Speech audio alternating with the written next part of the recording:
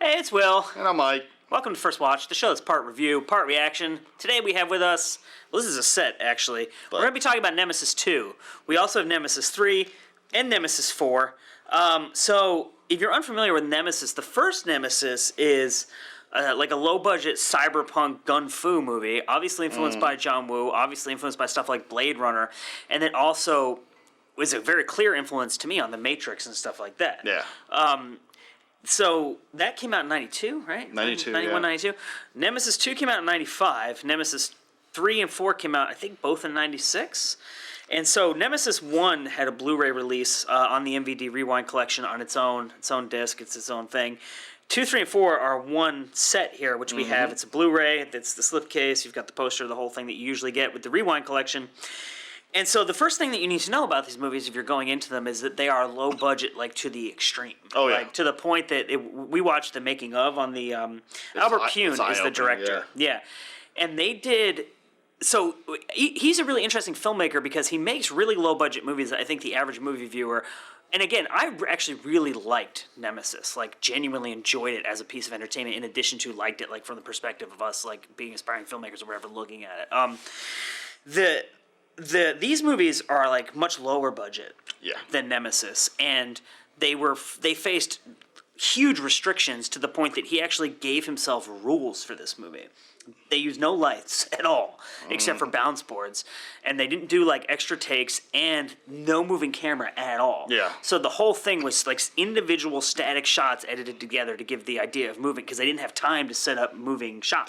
They just had to go super fast. They did like. So if you know nothing about filmmaking, this might mean nothing to you, but they did something between 30 and 40 setups every day. Which is an insane amount. Which is just fucking nuts. What do most people do, like 8 to 10? Well, let Jim work. By average? Jim, how many setups do you do in TV for a day?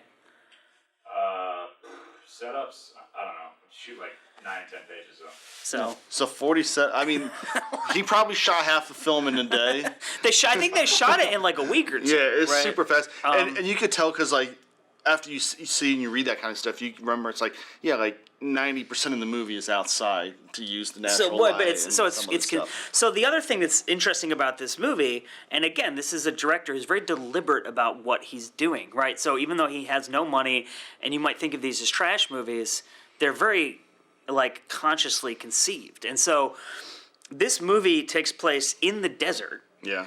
And the whole thing basically is outside, and it's about like a tribe in Africa, right? It's like about I think it's like his daughter from the first one, and she goes like either back in time or forward in time. Thing, yeah. And she lands there, and like her mom is killed, and she's like raised as a child by this African tribe, and she's like this.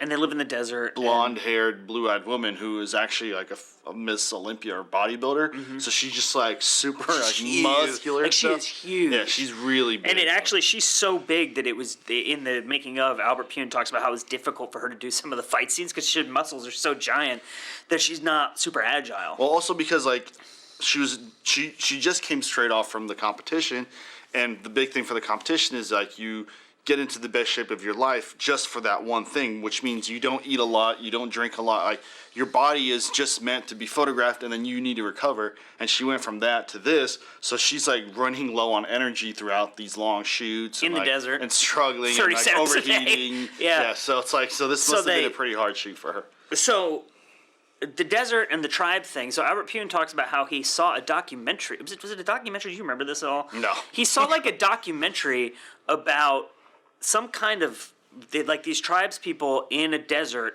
making some kind of journey, right? Mm-hmm. And he's like, it would be really interesting to use that landscape and that premise as a cyberpunk movie, because the whole thing with cyberpunk is it takes place in cities, in the rain, with lots of neon. And so, I don't think it quite works, because when I think of cyberpunk, when I think of, like, Terminator, Blade Runner, even the first Nemesis, it really is it's tied into the neon, the night, you need that the stuff. Cities, the rain, the techno, or the synth music. Like, you can make your own take on certain genres and certain way things play out, but at a certain point, if like you take a cyberpunk movie and you remove all the cyberpunk from it, it's not a cyberpunk movie. There is a time traveling robot. There's a robot chasing her, but like when you think cyberpunk, like you think of the set and you think of it's so specific. It's so specific. It's not like sci-fi where it's this huge broad genre. Like this is definitely sci-fi, but like it didn't have the cyberpunk feel of the first one, which had it in spades.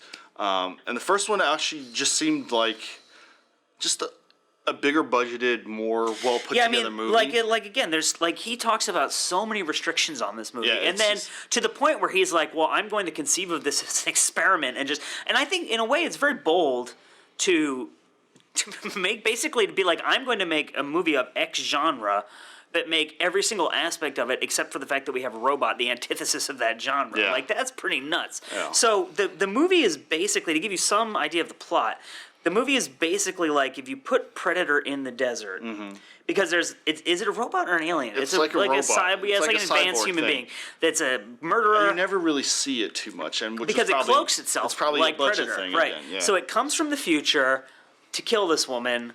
So it's sort of Terminator, but it's basically Predator because it's chasing her through this really harsh landscape. And she can't kill it. And it's far superior to her. You kill it and it just kind of comes back. Yeah. So it keeps coming back. And she meets these two women who are like there's sold like for something. And one of them has a plane and they're trying to get away. Well, because there's like an American treasure hunter or something like that. It's like a weird subplot that so there's actually one scene that they spent money on when they fall off that giant.